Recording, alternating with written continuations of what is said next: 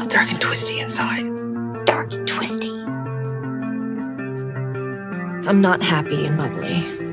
I'm dark and cloudy. If I murdered someone, she's the person I'd call to help me drag the corpse across the living room floor.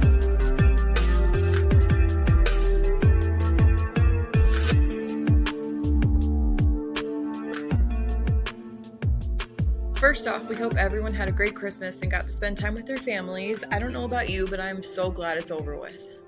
Yeah, I'm done. My Christmas tree is already gone. Mine's not yet, but I've already got plans because I'm off Monday. Yeah, no, mine was gone.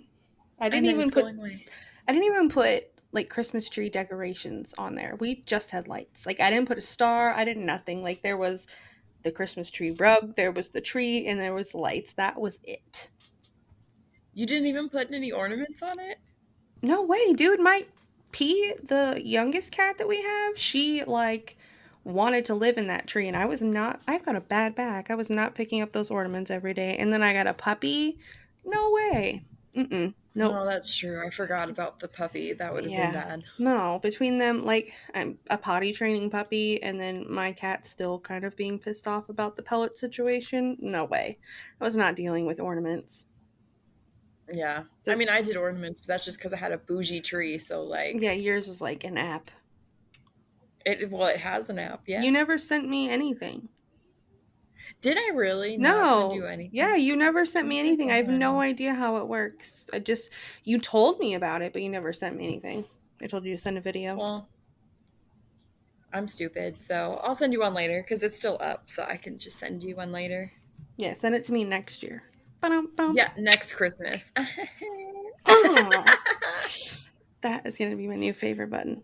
All right, so for those who didn't listen to the last episode, stop, go listen, and then come back because we're talking about the Oklahoma Girl Scout murders of 10-year-old Denise, 9-year-old Michelle, and 8-year-old Lori. So I'm going to give you just some of the basic facts. So I'm going to break it down.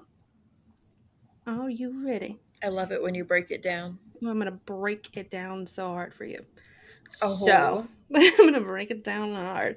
So what we know so far, the location of Camp Scott is just a few miles away from the small town of Locust Grove. The Kiowa unit is the one camp area that is placed on the far east side of the property, making it one of the more secluded campsites. Not near anything, and especially with the age group, just not the greatest. Well, yeah, it wasn't great at all.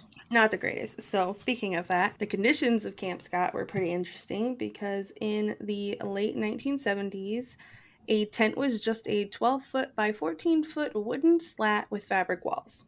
The door was fabric as well, and there was zero lighting inside unless you count the flashlight that each camper was required to bring. Counselors stayed together in their own tent at one end of the campsite while the bathroom was located on the other end. Why? We have no fucking idea. The only explanation is the 1970s. Because they don't do anything they're supposed to. So tent 7, nothing. Nothing they're supposed to.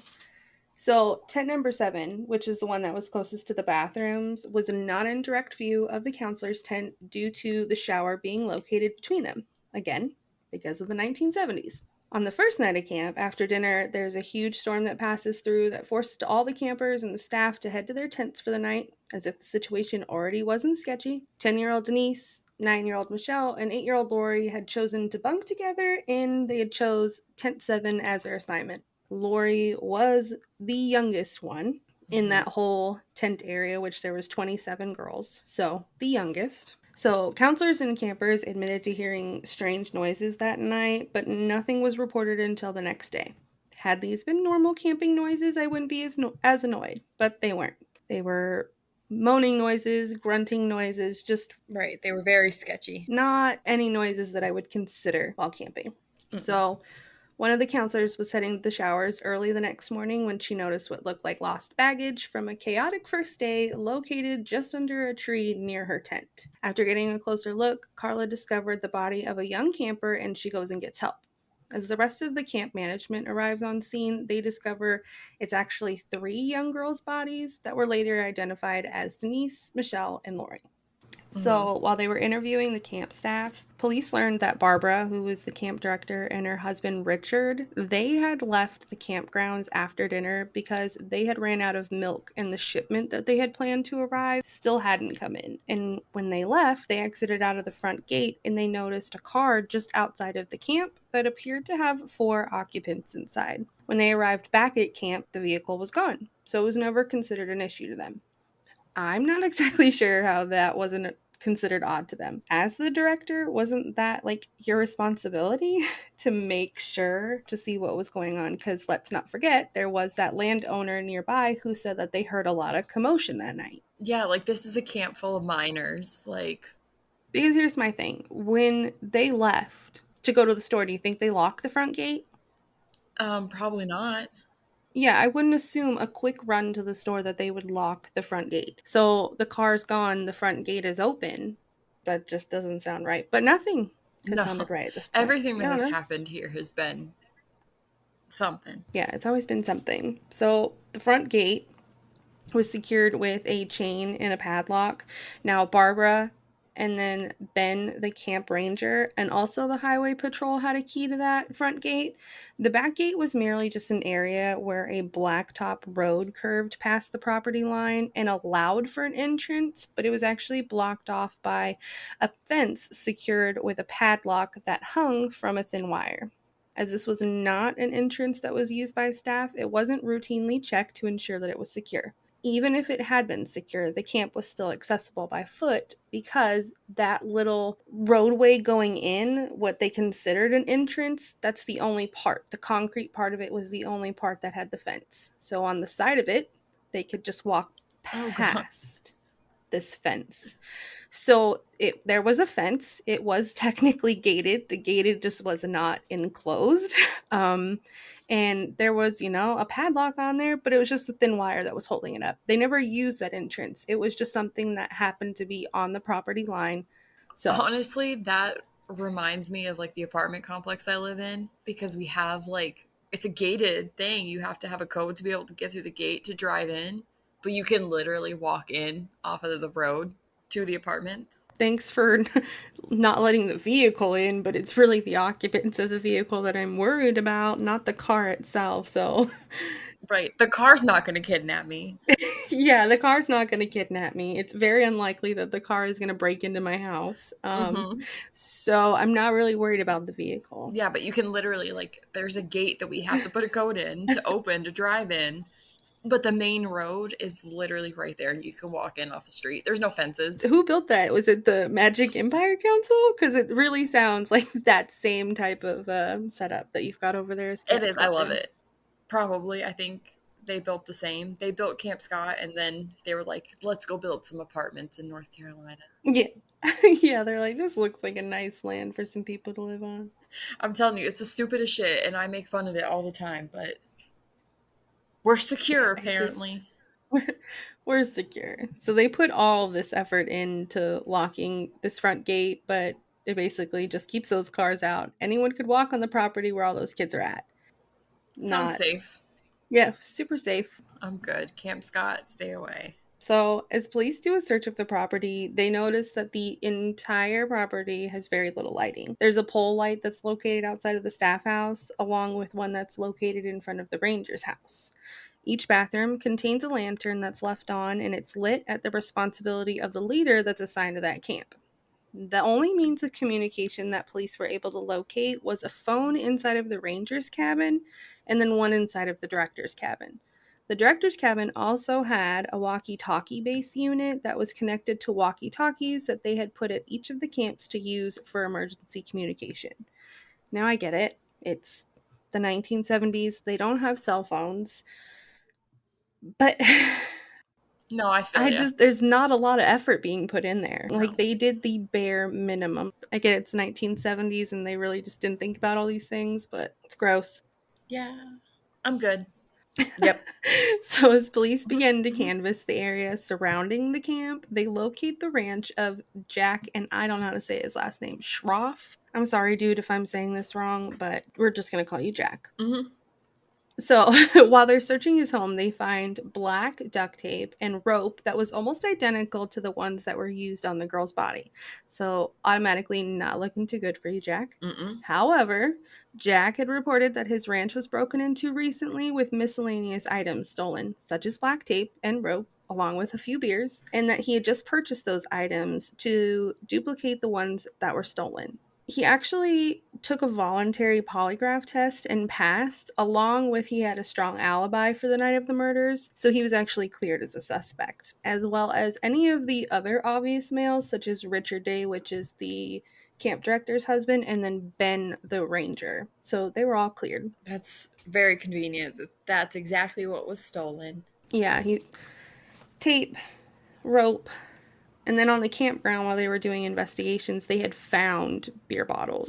He probably was shitting his pants though. He's like, "Look, I literally just bought them." Like I bet when he was trying to search for that receipt, he was sweating. I'd be sweating. Oh yeah, because I guarantee, being a dude, he threw the receipt away and then he was like, Yeah, he was "Fuck." like, "God damn it. Should have kept that. I would have never thought this situation would have happened." This is why my wife tells me to keep the receipts. Yeah. So, but I mean, if you think about it, it's obvious that if Jack is telling the truth, that someone broke in and took those items, most likely that's the same person who went onto the campgrounds and murdered the girls. So it was clear somebody was making their way not only around the camp, but around, like, surrounding it. Because again, Mm-hmm. the landowner hearing a whole bunch of car noises. Then we've got the car that's sitting out in the front of the gate. Right. During the autopsy of the three girls, the coroner estimated that their time of death was between 2 a.m. and 5 a.m., which basically fits the sounds that were heard that entire night.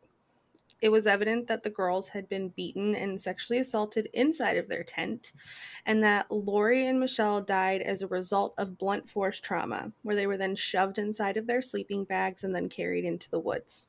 However, Denise was likely alive after being struck, which resulted in the killer or killers having to strangle her to finish off the job. She had a towel wrapped around her neck that is believed to have been used to muffle the screams that were heard throughout the camp that night. So, knowing that these were the noises that they were hearing literally makes my stomach turn. Like, knowing that's what was happening when they were all hearing those noises, I don't know if I could go on. Like, that would be something I would continuously hear for the rest of my life had I found out later on, like, a child was being killed next to me. Yeah. Yeah, I don't think I'd be able to live with that. No, I'd constantly hear them. Yeah.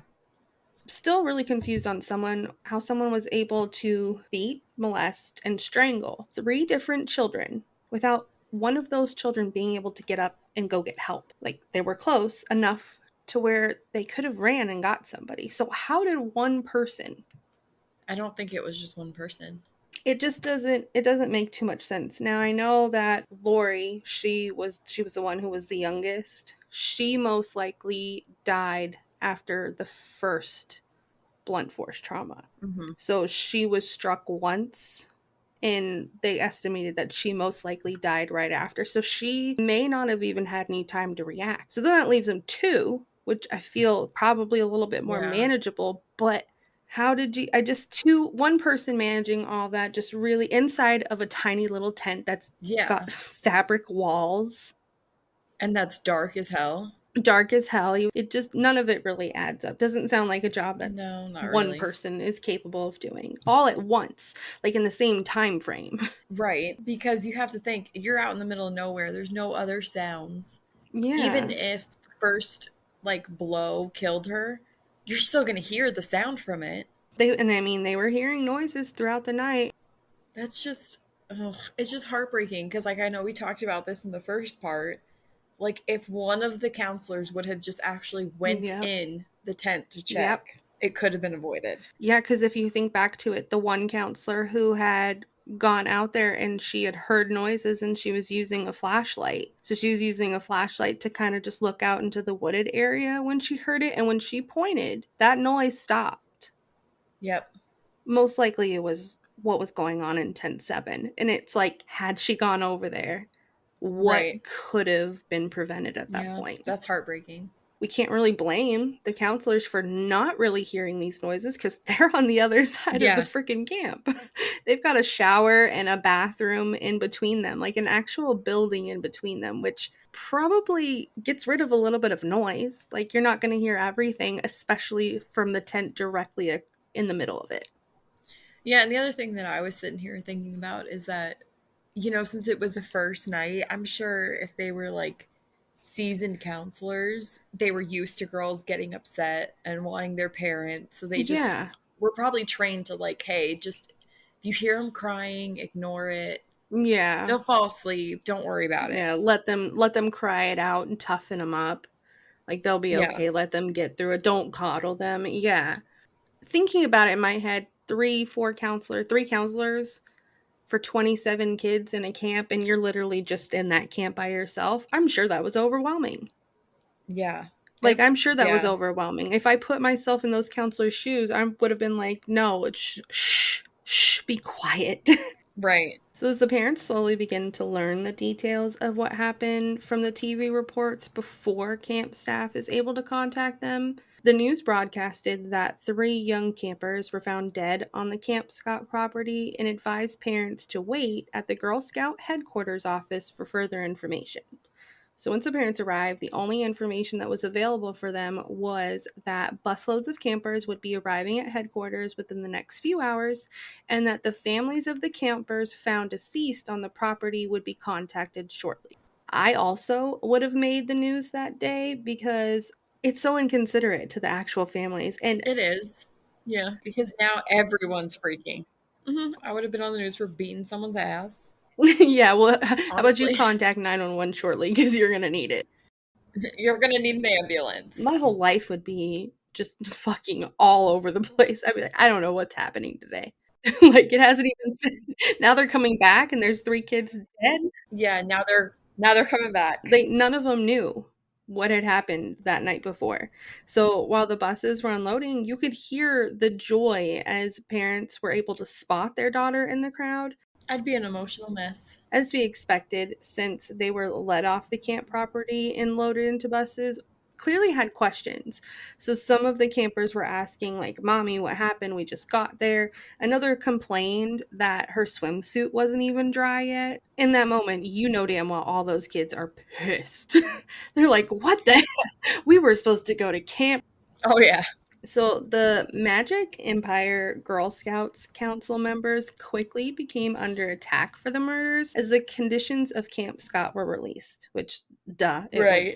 was It was not even a word. it was just a little Yeah, and most of the parents whose child had stepped off the bus that day praised the camp for their ability to handle such a tragic situation. They explained that they knew the media could get a hold of something and broadcast it before staff was able to contact every camper's parents or guardian, and they were just thankful that they caught the news when they did. So yeah, they took care of every child that day except for Denise, Michelle, and Lori. They failed them. Doesn't matter what you really think. Yeah.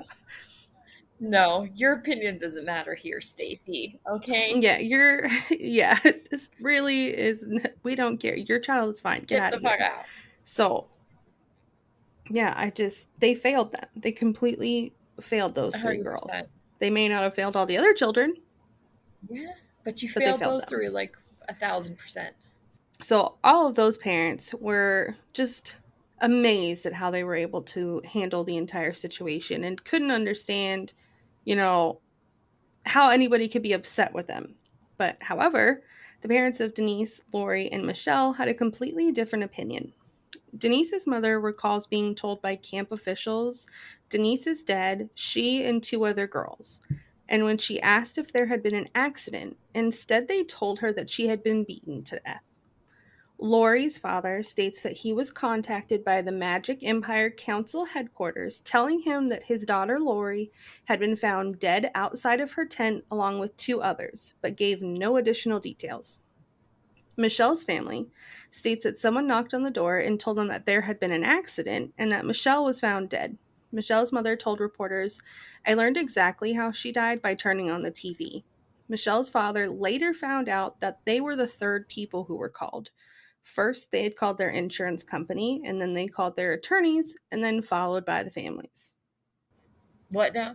Yep. Their chain was to contact their insurance company, because an accident had occurred on their property. So you got to find out, how you're responsible.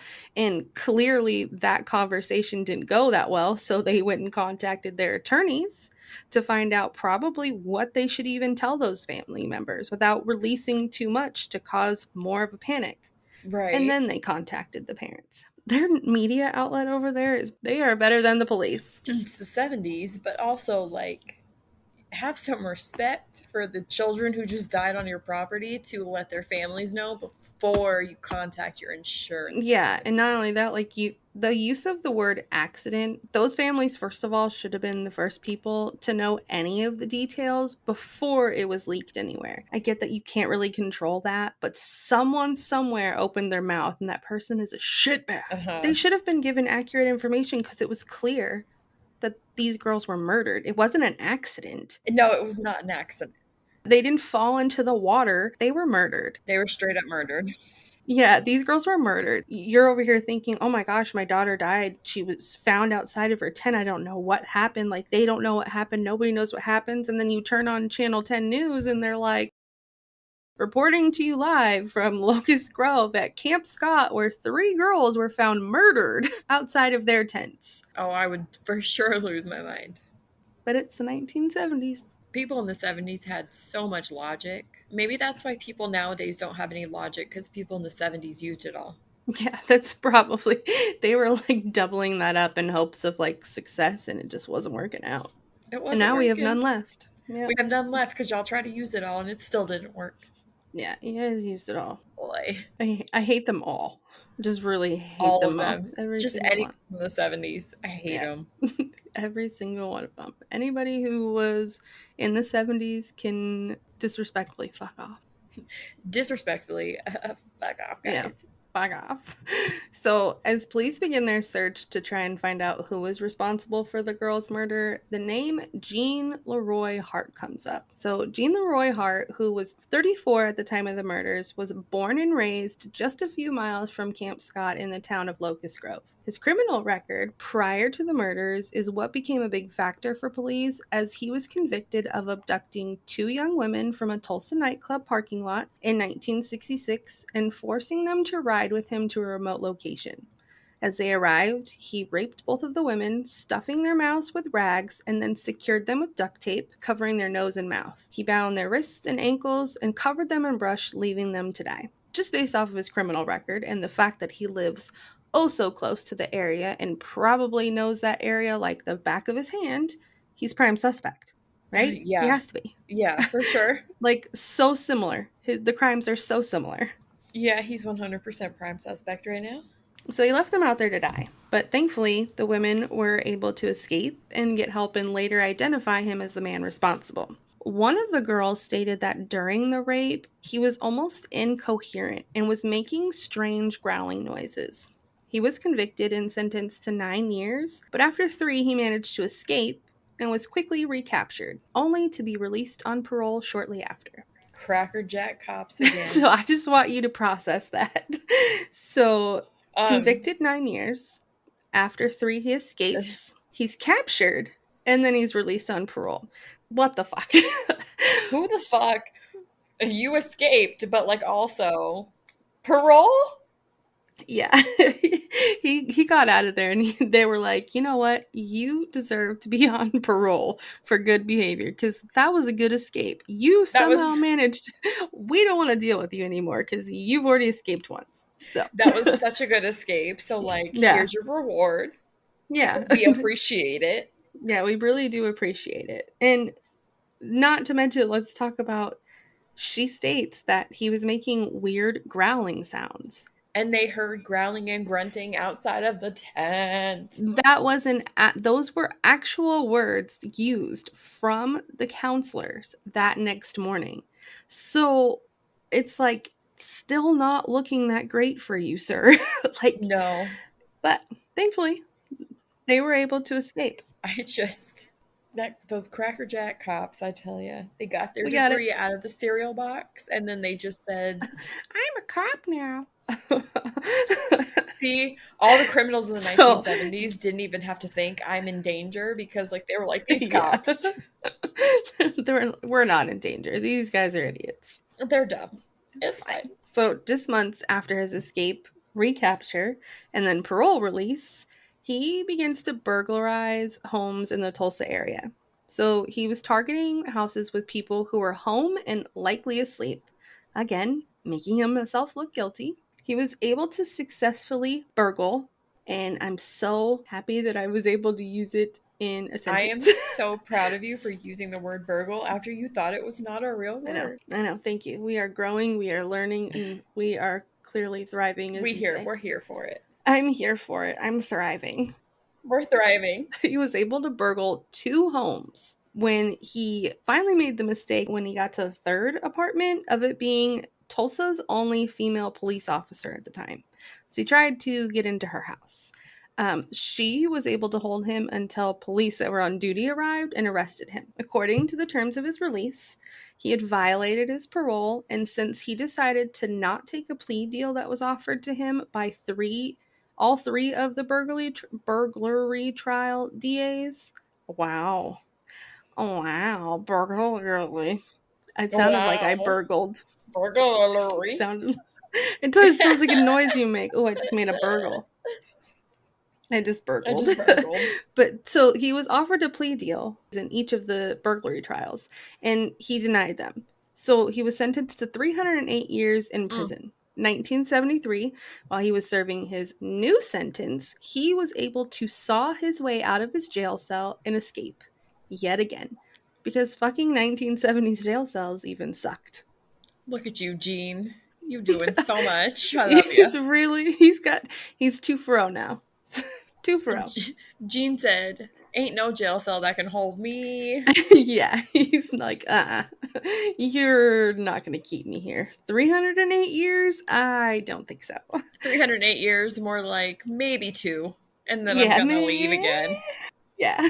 So during the time of the murders, he was still at large with his childhood home occupied by his mother around the corner from Camp Scott. So of course it was fun. You know, he said, this jail cell can't hold me, and now y'all bitches ain't even gonna find me. Yeah, you guys are not gonna find me.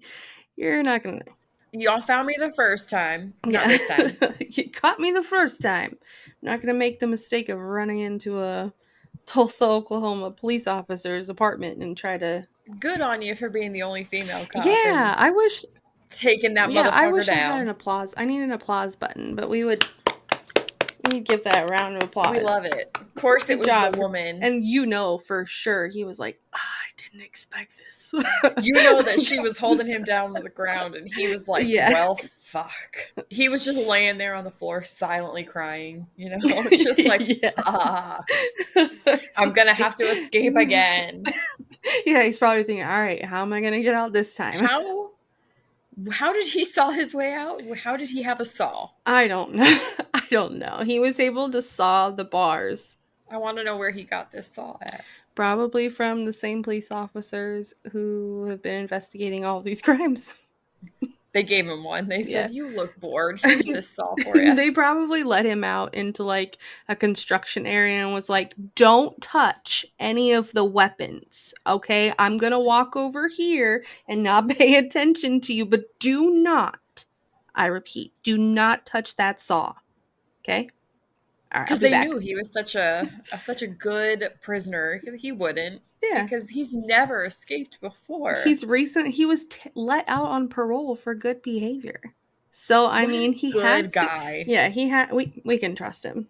Gardening tools, you're fine, dude. Mechanics stuff? Big old knife? Yeah. You want to go in the kitchen and cook up some stuff? Go right on in there. We won't even lock the knives down because we trust you, Gene. Yeah. They're not going to lock the knives down. Look, we are not bringing me back to the day I learned.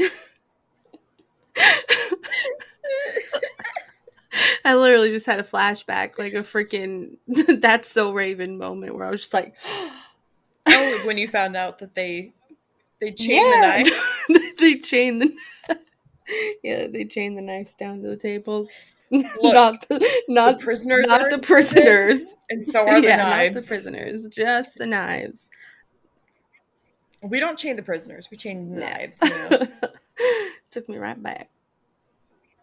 We have to make the prisoners feel welcome in the kitchen because they're chained up in the Yeah. prison. So are the knives. Exactly. They're just like Just you. like you.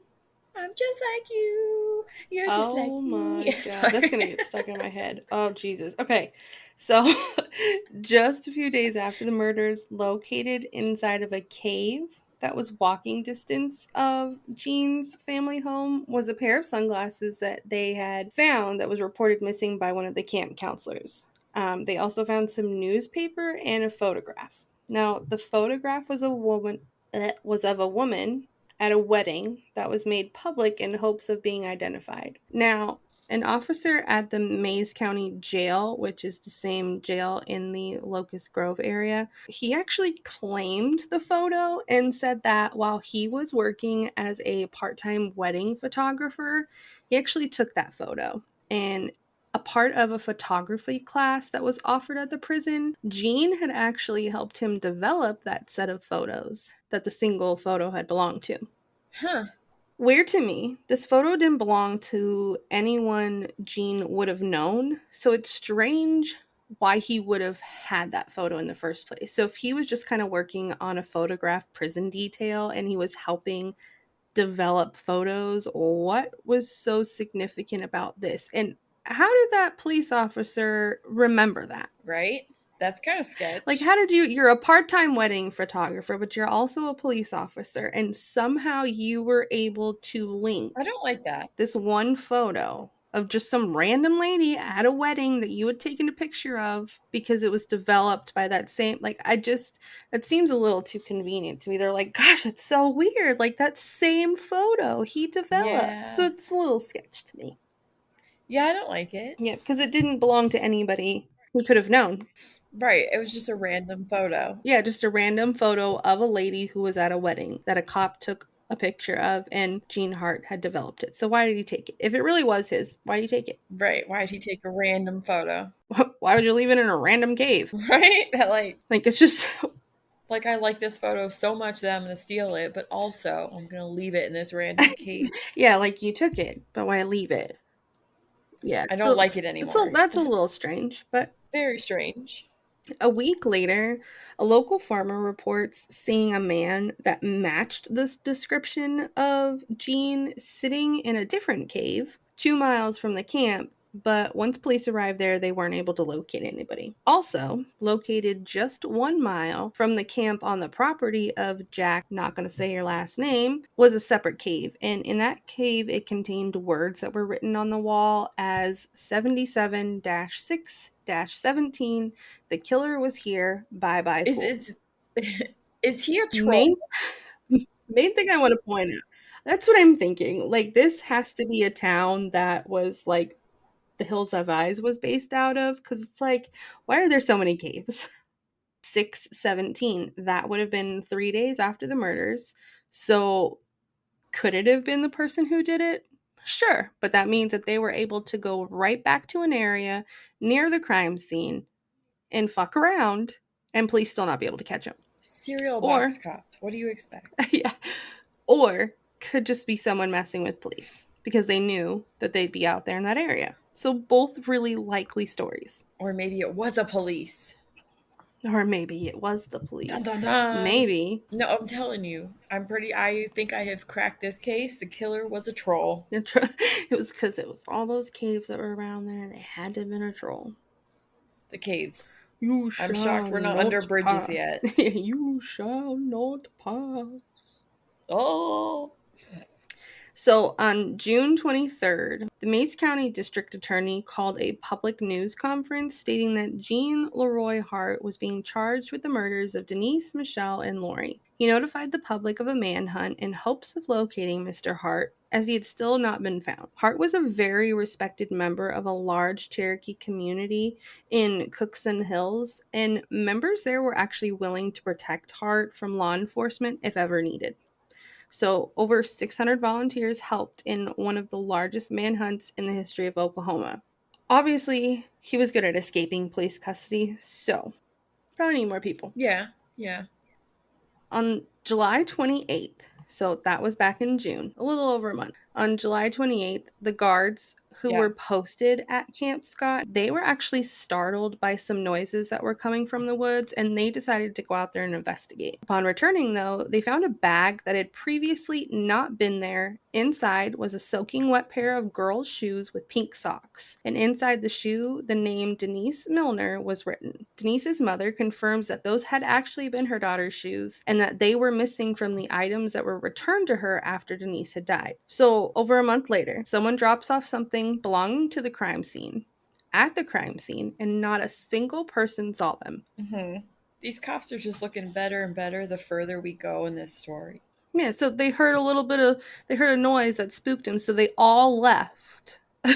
They all left their post to go and look, and they come back and look what happens. They teach you this not leave the post completely open. Like, one of you go check it out. And I mean, if you think about it, who else could have dropped those shoes off? Right. Like, who else would have done that? So anybody at the crime scene who was there for reasons of trying to help wouldn't have done that. They would have turned those shoes in. Yeah. How? So somebody who dropped those shoes off was involved. And so somebody who was involved in the crime that you're over there fucking securing the whole camp for is able to just come right on the property. Mm-hmm. Get out of here. You guys suck. Like, literally the worst. Awful. Like, literally awful. We thought the cops for Jeffrey McDonald were bad. This is worse. Yeah, no. These ones are dealing with kids, and it's just like... It's a little... Like, y'all suck. Just a little. So, at this point, July 28th, we still do not know where Gene is. He's still doing his own thing, which we know he's good at escaping. We know that he's good at avoiding police as long as he doesn't break into their apartment. So... Right. As long as he doesn't break into their apartment, he's good. He's not going to get caught. He ain't getting caught. Like, y'all are... No. He got... Like I said, he got caught the first time. This time, he ain't playing around.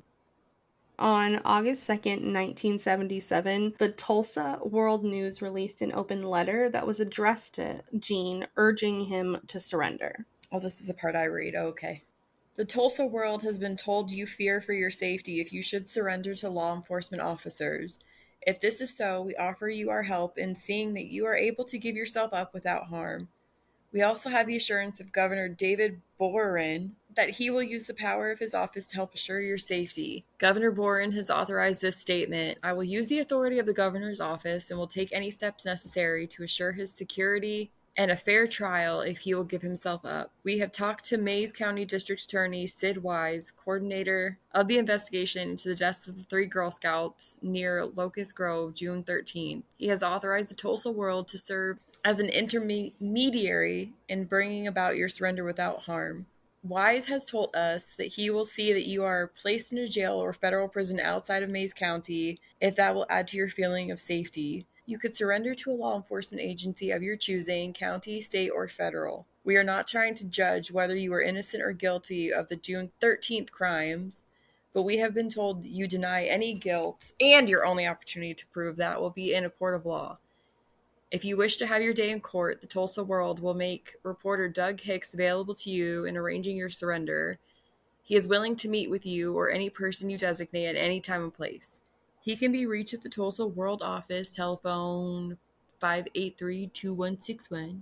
The mail address is Box 1770, Tulsa 74102. That's a lot of numbers, okay? We believe Governor Boren and District Attorney Wise are sincere in promising their aid, ensuring your safety and opportunity for a fair trial. Your fears are understandable. You are in a desperate situation, but this may be your best chance to get a fair shake. We hope you will take it. Please let us hear from you. Oh, at least they said please. They said please. They were so polite about it. They were. That was actually a super sweet letter, and he was probably like reading it like, fuck y'all. Yeah, like it was clearly easy to get away with something in the 1970s. So when I read that letter at first, the first thing I could think of was our most recent, like in America, our most recent manhunt with Brian Laundrie. Think about it. I bet he shit his pants when he saw that the random YouTube family caught the van on camera, which ultimately led to police finding Gabby Petito's remains. I bet he never imagined that in the middle of nowhere that he would get caught in probably one of the most intense moments of his life. But back in the 1970s, somebody with knowledge of what happened the night was able to walk back onto a secured crime scene to leave evidence completely undetected. Like, you could literally get away with anything. Honestly, I really believe that with how many cases we've had in the 70s, and the cops are just not very smart. No offense to anybody who was a cop in the 70s, but like, maybe a little offense. I mean it in the most disrespectful way. Your training sucked. Yeah. I don't necessarily blame the people. I blame the people who trained you. Yeah, your trainers were douchebags. So they left this letter in the Tulsa World newspaper, hoping that, maybe he would see it. But he was able to successfully hide from law enforcement for almost 10 months before an informant gave police an address stating that's probably where he's staying at. The residence was owned by another Cherokee man by the name of Pigeon, which was described as a little tar paper cabin with a little front porch and a front and back door with maybe 2 windows on each side. And it was about 50 miles from Camp Scott. So it was really small. 2 men just kind of living in there on the land, just minding their own business. So 10 months. Well, his name is Pigeon. Yeah, 10 months. And it's not even that police found him. Someone snitched on his location. So who knows how long he would have been able to be undetected had that person not been like, hey, he's probably over here. Look. Like, it wasn't the police who caught them. It was somebody who was like, this has lasted way too long. Honestly, it's about to be 2022, and I feel like we still wouldn't have found him. Oh, no. Yeah, no if way. Someone didn't snitch on him. Yeah, no way. There's no way. He was in a good hiding spot, just in the middle of nowhere with, Mr. Pigeon. He was hiding with a pigeon. Yeah, he's just out there with Pigeon, just hanging out. He's hiding with a pigeon. He's good, so. Yeah. So when police arrived at the location, they positioned their vehicles at the front door entrance. They jumped out and they ran inside. And when they got there, they found Jean Leroy Hart. Police asked him if he had killed the 3 girls found at the Camp Scott, but Jean stated, "You'll never pin it on me." Pigeon was also arrested and charged with aiding him during his manhunt. But did they really think that he was going to be like, you caught me? Right. He's not going to tell you. He's been fucking hiding for 10 months. Like, clearly he doesn't want to face this. You know what's sad, though? It's funny. I think it's funny. Pigeon was put into a cage, poor thing. No. Where's the drum? Why is it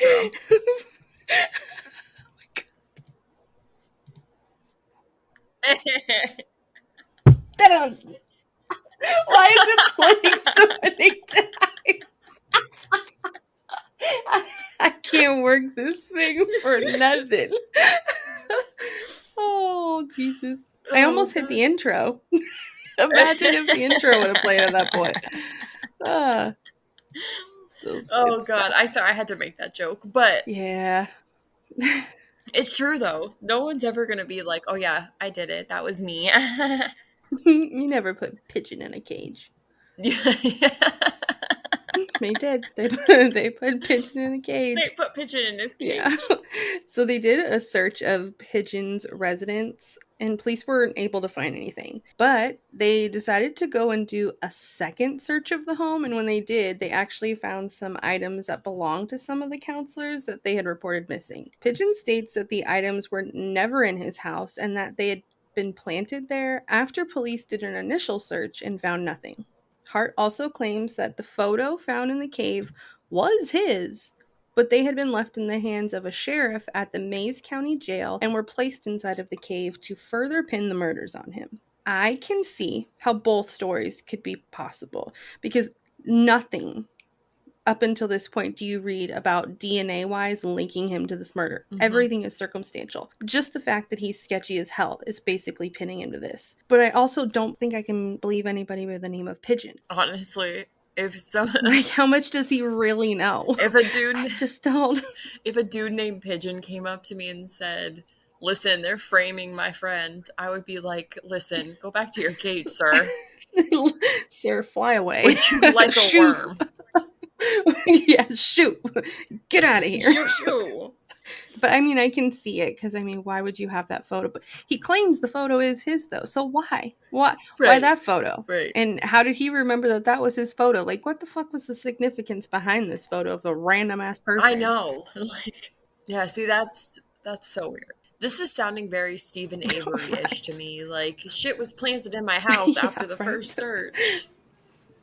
Yeah, it really That's does. what. As soon as you started reading that, I said Stephen Avery. Yeah, no, it really does. Gene had pled guilty to the murders, and it granted him a jury trial where some of his supporters helped raise money for his defense. They hosted various events selling t-shirts that said "Stop the Mays County Railroad," implying that Hart had been railroaded and set up to face an unfair trial. So along with that, the Cherokee National Tribe Council donated $12,500 for his defense, but they made it clear when they did that donation, it was purely in efforts to ensure that he received a fair trial and that they didn't hold any opinion as if he was guilty or innocent. I mean, I know that like that's your people and you want him to have a fair trial. And in any other crime, I feel like I might be okay with it. But he was being charged with the murders of 3 young girls whose crimes basically mimicked his entire criminal background. So had it been anything else, I'd be like, I understand. Mhm. You want him to be able to get the best counsel possible. It just looks bad. It does, but also, if I saw people walking around with a shirt that said "Stop the Mays County Railroad," I wouldn't assume that meant something about a murder case. I'd be like, where are they building the railroad? No. Yeah, no. We still use railroads? What? No. Where are they going to put that railroad? I wouldn't think that had to do with that. Yeah, no, not at all. I wonder if you can still find a shirt like that. I wonder if someone sells it on eBay. Oh, I wonder if they built a railroad. Yeah, they're like, they probably got a description on there. There was a time back in the 1970s where they wanted to build this railroad in Mays County, and I got this t-shirt. I got this t-shirt because they were trying to stop the railroad. Had no idea it did not deal with a railroad. No, but honestly, I agree with the whole, they shouldn't have raised that much money for that. No, and I mean he has supporters in this. So dropping that much money, like imagine you dropped $12,500 for a fair trial. He gets found guilty, but he only gets a few years because he had a really good lawyer. Like that's not justice for those little girls. Like, and you contributed to that, so it's like it just doesn't look great. No, not at all. So finally, in March of 1979, 21 months had passed since the murders of Denise, Michelle, and Lori, and the trial was to start. I can't speak right now. I know, Jesus. Words are hard. So the jury selection phase lasted 10 days before finally securing 6 men and 6 women to represent the Mays County with an open mind. While the state admitted that they did not have anything that they would refer to as a smoking gun, being evidence that proves he's guilty beyond reasonable doubt, what they did have, however, was enough circumstantial evidence. And that means that all the DNA evidence that they found on those girls, there was a fingerprint that was found on the flashlight, there was semen that was found on the bodies, there was the hair that was found tangled up inside of the wrists that were bound to Denise. That means that none of the DNA evidence that they found on them was able to match to them. Right, which means it wasn't him. So who does it match to then? So right, either there's 2 people or it's someone completely different. But this is what they're going on. And if it isn't him who did it, the real killer's out there laughing his ass off right now. Like laughing hysterically. He's probably just been sitting in his living room the whole time. Like, this dude's out here freaking hiding from police and he didn't even do it. Like, I don't understand that. They got a whole front page ad in the newspaper for this dude. And he didn't even do it. And here I am sitting on my lazy boy. Like, what the fuck? Where were you when you heard about the letter? I was in the store getting some Cheetos. You have evidence, like DNA evidence, and it doesn't match the person that you're trying to convict. How does that make sense? But there's enough circumstantial evidence. So, like, at this point, I feel like they probably needed more time. Like, I get 21 months had already passed and they probably had a lot of pressure. I'm sure they were being pressured to try and figure out what happened. But if you had DNA, you had fingerprints, you had semen, You had a hair fiber. If you had all of those things, you should have took a little bit more time to try and get those identified. So that way you didn't go through a whole freaking trial, a whole manhunt for somebody who literally didn't even do it. Right. You're going to feel real stupid. Yeah, you're going to feel real stupid. You go home. So once the jury selection had concluded, Hart's attorneys dropped a bombshell, letting the public know that he planned on holding a press conference. Now, this press conference was used in efforts to show that Hart in a different light than what was being reported. So, since he had kept quiet the entire time, the questions that were for him had to be submitted beforehand, and they were not allowed to ask any of the questions about the crimes. So, most of the reporters who attended this conference knew they wouldn't actually be getting any information from him, but they stated that it was something they couldn't miss because he had made zero comment since he had been captured. So during the conference, he described himself as a family man that was able to sympathize with the families of the 3 girls and what they had gone through. So it sounds like a defense tactic. Like, oh, he's a great guy. 100%. He's such a family man. I completely understand. Trying to just put it out He there. wouldn't do this. He No. would never do this. He was so great with my daughter. No. Mm-mm. No. No, sir. We don't believe it, sir. We do not believe it. So at trial, his attorneys were able to argue almost every single piece of evidence that was offered by the state, such as there was a bloody footprint that was found inside the tent, but it was actually too small to be his. The fingerprint that was found on the flashlight was not a match to his. The swabs that were taken from the girl's body only concluded to be similar to Hart, but it wasn't a guaranteed match. And the hair sample appeared to match his physically, but it didn't mean it actually was because the DNA still did not connect it. So they tested it. The DNA came back as someone of his ethnicity, someone with, his type of DNA it belonged to, but it belonged to a group of them. So they couldn't directly identify it to his. So someone just like him. Gotcha. And even though the hair, physically matched, it couldn't be pulled as DNA. So they're like, just because it looks like it doesn't mean that it actually is.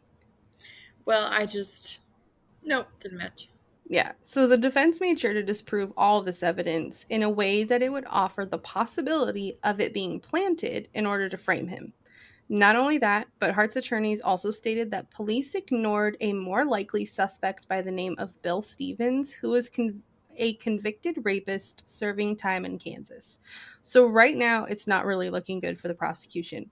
In order to get justice for these girls, they should have held him for his escape and continued to test the DNA to find a match, because they basically told the jury, DNA evidence doesn't prove it was him, just that he seems to fit the image of the person who murdered the girls. Wow. So that's what you're telling the jury who's going to decide his fate. So right, and they have to be able to say without a reasonable doubt that it was him.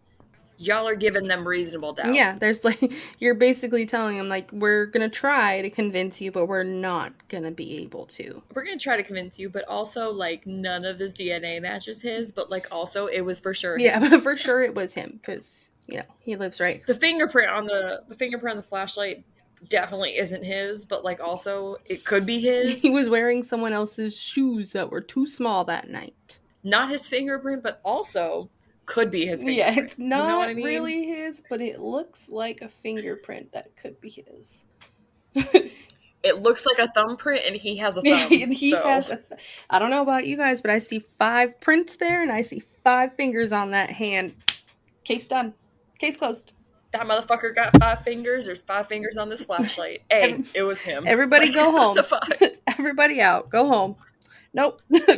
This jury trial is canceled because we have figured that dude got black hair. It's gotta be. There was black hair. Yeah, it was black hair. He has hair? Oh, no. Whoa. How are you going to rule him out? Yeah. How are you going to rule him out? He's got hair and fingers. He breathes, too. It was definitely for sure him. And he likes to go to caves, so... Yep, it had to be. The trial lasted 10 days, and it was complete chaos. The family stated that inside the courtroom, it was basically like a circus, and every argument was being performed like it was a movie. So outside of the courtroom was no different, as Hart supporters were growing in numbers. Denise Milner's mother told reporters that people would come up to me on the street and say, Hart did not kill your daughter. And that even in stores and restaurants surrounding the courthouse, there were jars that were being used to collect funds for his defense. It was so bizarre to families that even if he hadn't committed these murders of their daughters, he was already convicted of trying to murder 2 other women previously. So it made no sense why a community was backing a person like this. Because clearly he was a shitty person. Like, regardless if he was guilty of this or not. Mm-hmm. Did we forget that he escaped prison twice? Or the fact that he kidnapped, raped, and left 2 women to die? Like, just because we're not adding these 3 girls onto his resume does not make his resume look that great. He's still a shitty person. Well, like I said, they let him out on parole for the first escape because they were like, you did such a good job. Pretty much. And so, like, the second escape, they were like, you were out for 10 months. Like, you're doing so good. I'm so Next proud of time you. it's going to be like 5 years. I swear to God, if this motherfucker escapes again. Well, so, oh no. After being released to the jury room to review the evidence and deliberate, the jury spent around 5 hours before asking if they could sleep on it. The next morning, the jury gathered and deliberated for less than 30 minutes before they gave word that they had reached a verdict. As the courtroom began to fill with families and supporters for both sides, it quickly turns into a celebration as the judge reads out each of the jury's decisions. In the murders of Denise, Michelle, and Lori, Jean Leroy Hart was found not guilty. So he did escape again. So 10 days of arguments for 5.5-ish hours of deliberations. I don't blame them because they did not have enough evidence on him. For Denise, Michelle, and Lori, they just went so hard with so little information, but they were so confident. Mm-hmm. So he escaped again. Once the trial was over, he was led in handcuffs into a highway patrol cruiser and actually taken back to jail to serve the rest of his 145 years to 305 for the previous rape, kidnapping, and burglary. So he technically wasn't being let off. He was still going to have to serve his previous sentence that he escaped on. So he was going to go back to jail regardless if he was found guilty or not. Well, yeah. Yeah, so he still had that time to serve for his previous sentences. And as long as sorry, he didn't... yeah, sorry, Gene. And as long as he managed to not escape again, he would have spent the rest of his natural life in prison. Some say that had to do with the jury's decision.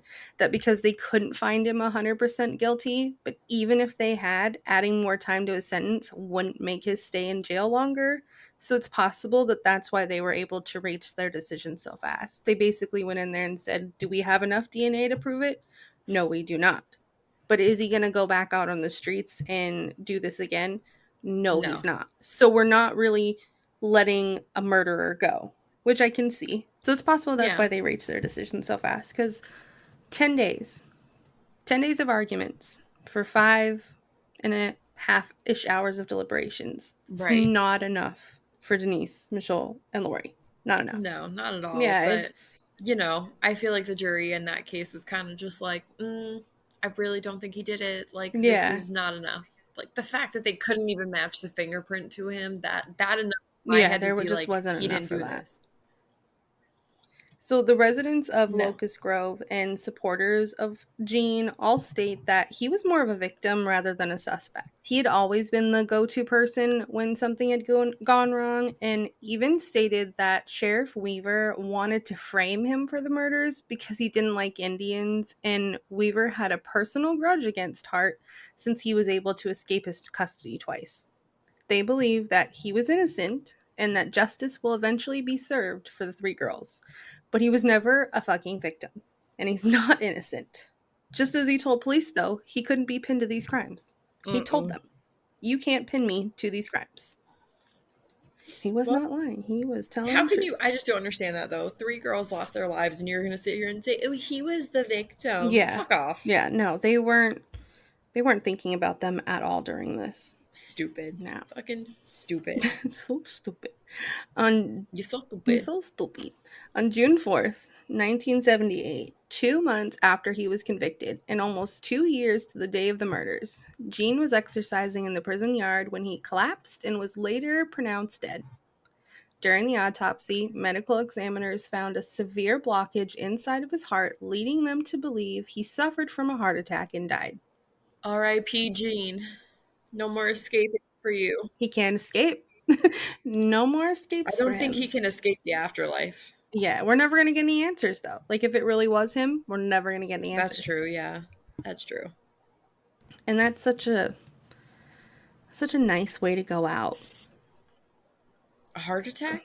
I mean, you're just out there exercising, living your life, and you die from a heart attack after you, like, brutally murdered people throughout your life. Like, you deserve a much worse death than that. Well, yeah, I agree. We need some, like, Handmaid's Tale shit to happen where you get stoned to death or just beat to death. Yeah, like anything. Like, let's put him inside of a tent and just beat the shit out of him. I'm down with that. Oh, yes. So he actually wrote a letter to the Tulsa Tribune just before his death, and because they had asked for an interview. And he actually states in that letter that the record has been set straight as far as I'm concerned. The jury voted right when they voted not guilty, and my family and supporters knew the entire process was a sham. The only interview that Hart ever did was an exclusive with the Cherokee Advocate 3 days before he died. He revealed that in this interview, he was actually held up in that remote cabin for months, and that he even watched his manhunt unfold on TV. So could you imagine watching your old manhunt on TV, like from a completely different location, just being like, wrong again? Can you Not imagine? there. Not there. He's just pointing at the TV every time they look somewhere, being like, I ain't there. Be like, oh. And then as they start to get closer, he's like, ooh, you're getting warmer. He probably was laughing at those cops, like, what idiots? I was never even at that location. What are you following? It's like, I've never even been in that cave. He was literally laughing so hard every time they found a different cave. He was like, haha, that's not even the cave I was in, bitches. Yeah, it's not even the cave I was in, you idiots. They didn't even find the cave. Yeah, I've never even seen that cave.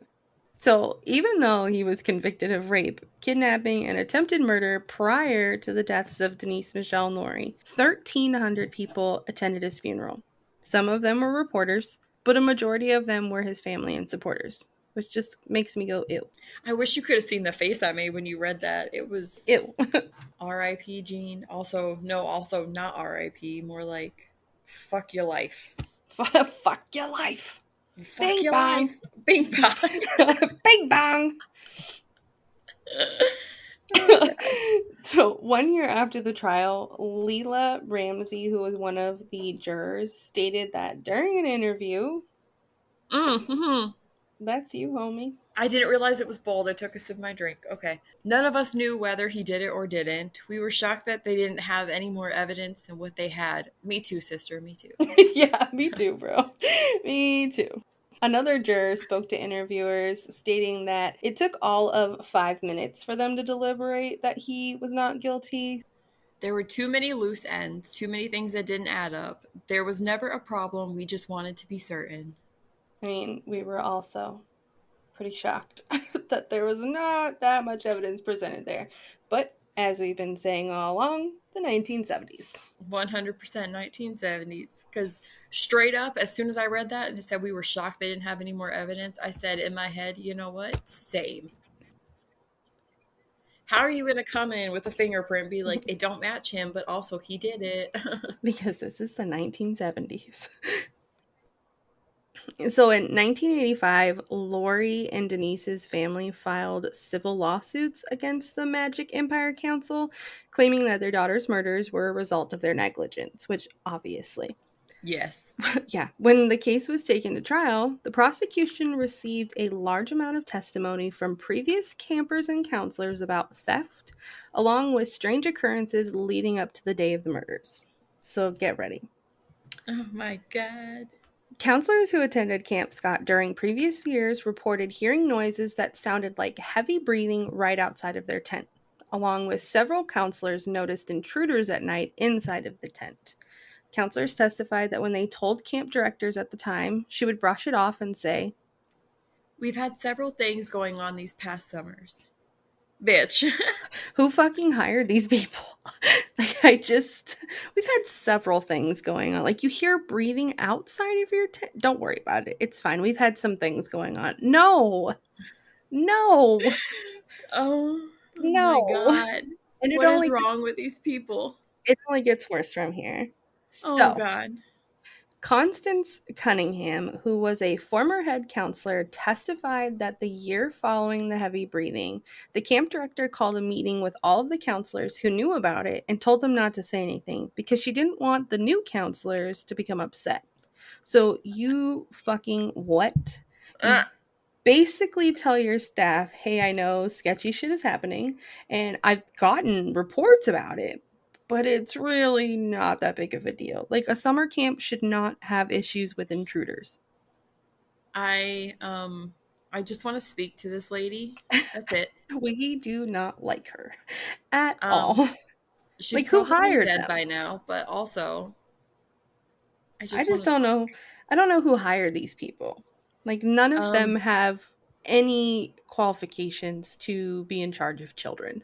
Like, I wonder none. if it was the cereal box cops because Maybe. seems like it. Yeah, they probably found a homeless lady on the side and they're like, "Can you run a camp?" You can. You can. It's fine. Don't worry. No, you're going to do fine. You're going to do great. No, Ma'am, no, I see you're living under a bridge. I was wondering if you wanted to come live in this cabin no. and run this camp instead. We'll give you food and shelter. So it was enough concern where she was like, "We got to hold a meeting. Guys, don't talk about it." Because we don't want the new guys to be scared, you know? Yeah, we don't want the new kids to come in here and be upset. So great. Awesome. We love you for doing that. Thanks for telling Such a us that nice sketchy lady. shit is happening. Yeah. So during the same year, after Constance had suffered a back injury, she was actually sleeping up at the staff house. She reportedly heard a male voice calling, "Help me, help me. Please, I'm hurt." And I know that's bold, and I said It's it. fine. Please, help me.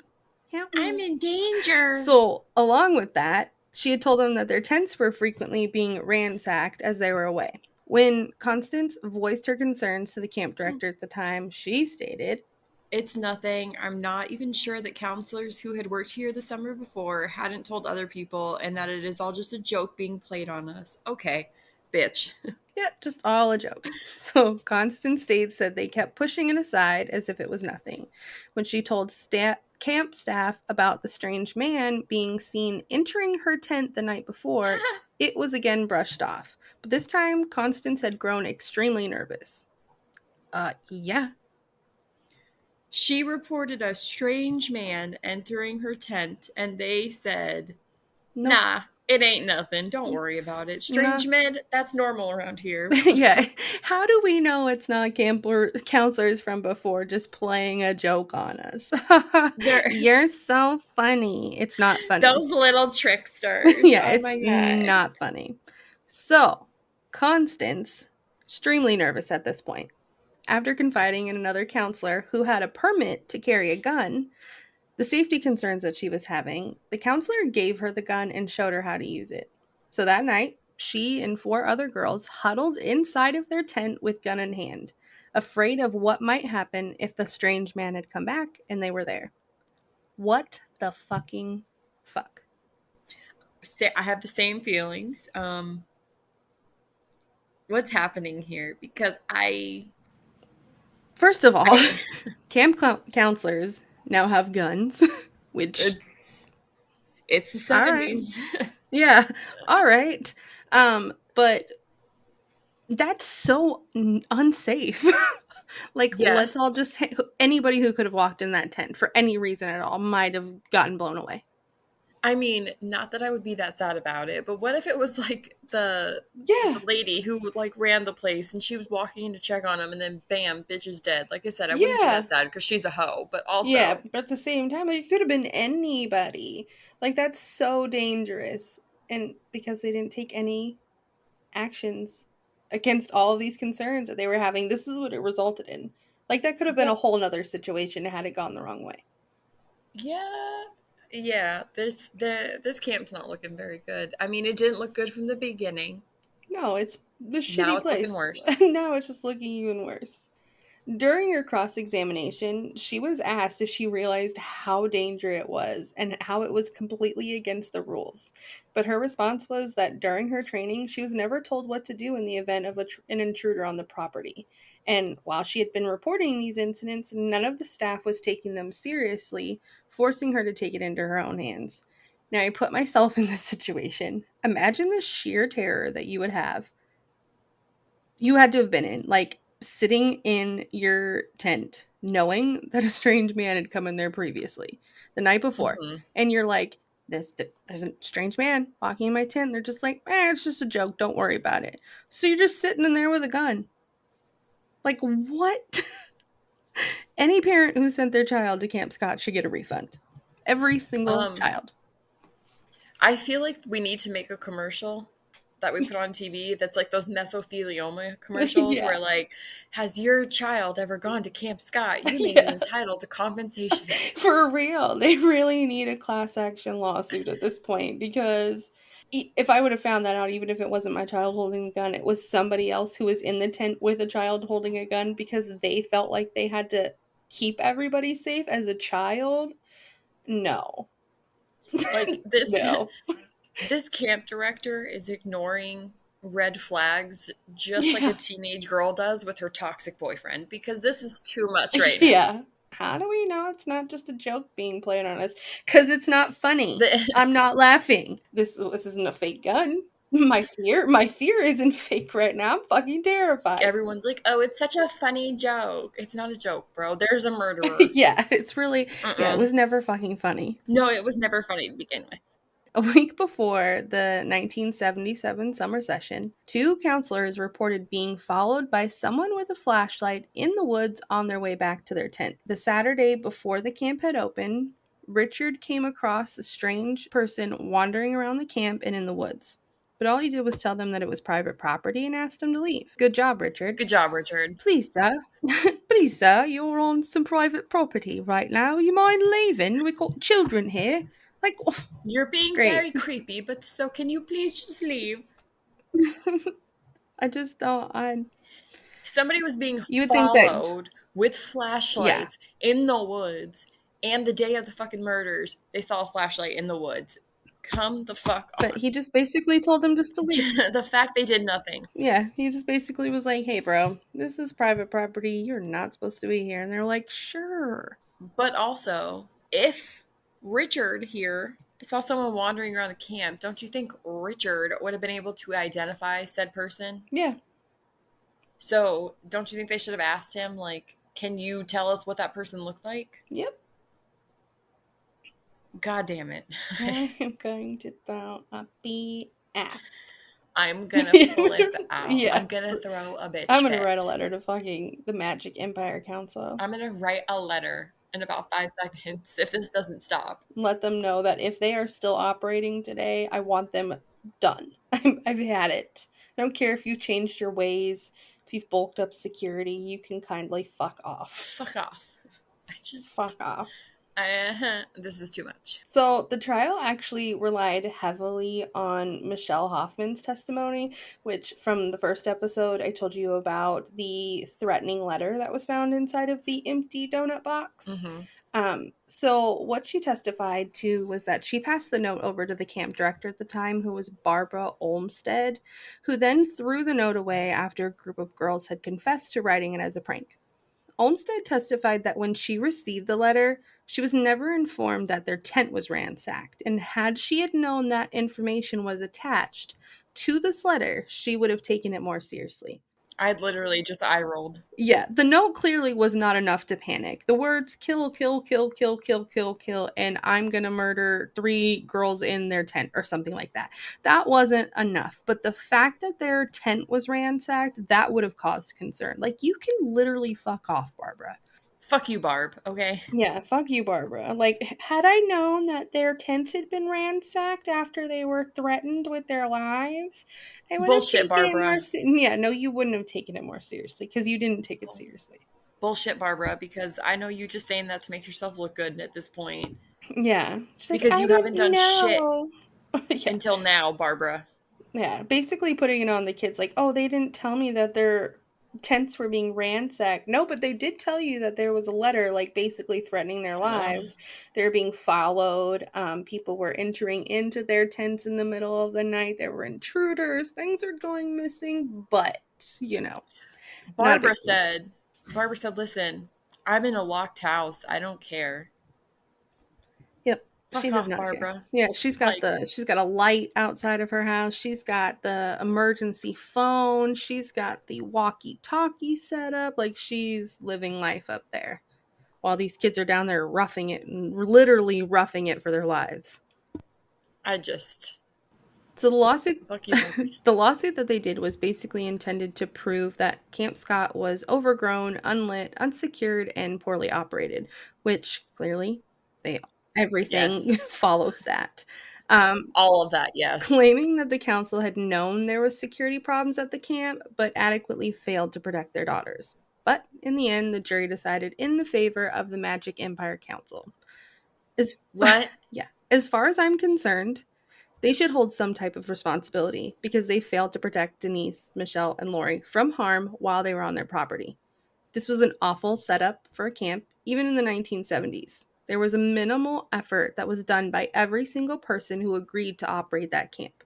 Of course, Camp Scott staff did not murder them, but like they sure as hell did not keep them safe. Like they probably put in their brochure. They probably were telling the parents like we're good, they'll be safe. How many of those kids do you think as they were getting on the bus they were like, "It's fine. There's nothing to worry about. Not a big Mm-hmm. deal."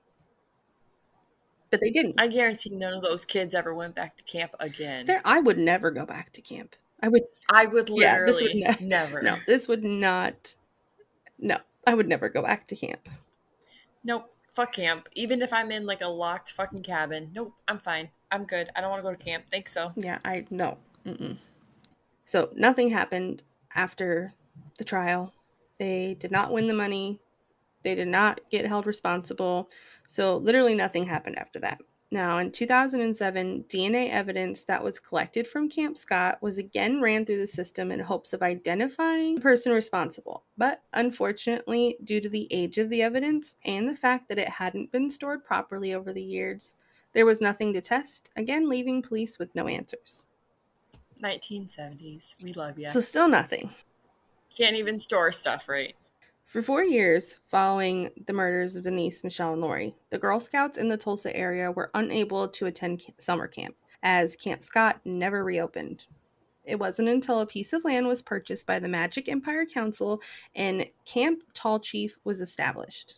But before they could open their doors, they had to prove the safety of the children was the most important. So the 60-acre property was surrounded by a large security fence topped with barbed wire and was located in the middle of 36,000 acres, making it totally inaccessible to outsiders. Parents of the campers who were attending were given specific directions on how to get onto the property, as the signs that once hung above the road welcoming the campers were no longer used. The grounds now have a professional security guard who patrols the premises at night, and they've introduced cabin-style sleeping instead of tents. Now, each cabin is assigned counselors to ensure the safety of all the campers. So, and you literally could not pay me to send my child to that camp. Nope. I'm good. No camp. No. Yeah. The families have stated over the years they have no doubt that Hart was involved. However, the only question that they're left with is if he acted alone. The way the entire situation unfolded didn't seem possible for someone to do alone, and they hope that as the years pass, something leads them to new information about the person or the persons held responsible for the deaths of Denise Milner, Michelle Goose, and Lori Farmer. So, who do you think is responsible for the murders and why? I mean, I kind of want to say that the Hart dude had something to do with it, but like, I just don't feel like there's enough evidence, so I don't know. Yeah. Yeah, like if he did it, then why wasn't it his fingerprints, his hair, and his semen Right. found? If it wasn't, whose semen was it? Right. Whose fingerprints were it? Who? Like, I would love to know. who did all this? Yeah. So, and then do you hold Camp Scott accountable for the girls' murders? Why or why not? I sure do. Yeah, absolutely. I 100% do, just because they didn't. Security. They didn't make the camp intended to take care of children. They made the camp intended to make money off of families wanting to let go of their kid for a little bit. So they did the least that they had to do. Mm-hmm.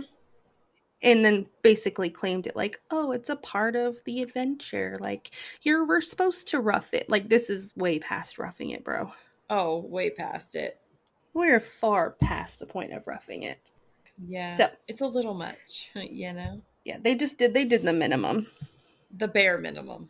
And then I have one last question for you. On a scale of 1 to 60, how fast would you run from that campsite had you witnessed those strange things happening the night before? 100. 100. I'd be fucking out of there. I'd be using my freaking rocket boots. My rocket boots. Listen, I don't run, but the speed that I would go at, you wouldn't even think it was a human run past you. You'd be like, was that the fucking Roadrunner? Bro, was that a superhero? No. Just Milissa. Was that the Flash? Nope, just Milissa. She's out of here in a flash. Nope, just Milissa. She's running for her fucking life. Running for her fucking life. See ya, bitches, I'm gone. Like, no. I'd have been out there. Like, Mom, come pick me up. If not, I'm going to get on a bus. We can figure it out when I get there. I'm done. Mom, please come pick me up. I'm not having fun anymore. I would like to go home if you don't mind. Camp Scott is a great place to send your children. Make sure you sign up for their newsletter and you get to hear about all the new advancements they're making to ensure that your children does not get brutally murdered while they go to camp. Right. Or just don't send them. Or yeah, just don't send them. That too. No, just don't send them. Just don't send them. It's sad that we had to learn. Yeah. That hard of a lesson. Like, those 3 girls had to be the reason that camp learned a lesson. Yeah, that's sad.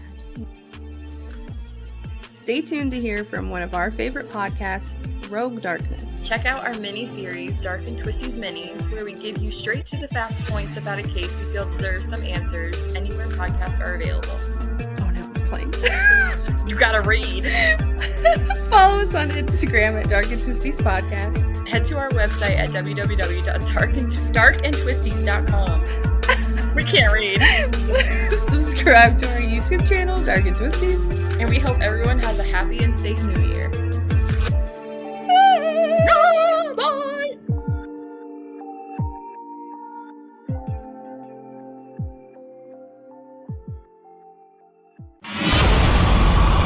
Witchcraft, the occult, extremist beliefs, murder. Tune in to Rogue Darkness each Friday and join host Raven as I uncover horrific crimes committed under the misconceptions and misunderstandings of witchcraft and other belief systems. I'll cover a wide range of crimes involving ritualistic killings and extremist beliefs to cult persuasion and supposed possession. Anything and everything that borders the line of horrifying. There's always 3 sides to a story. Side A, Side B, and then the truth. Let's uncover the truth together and explore the darkness of mankind, one crime at a time. Available wherever you get your podcast fix, simply by searching Rogue Darkness.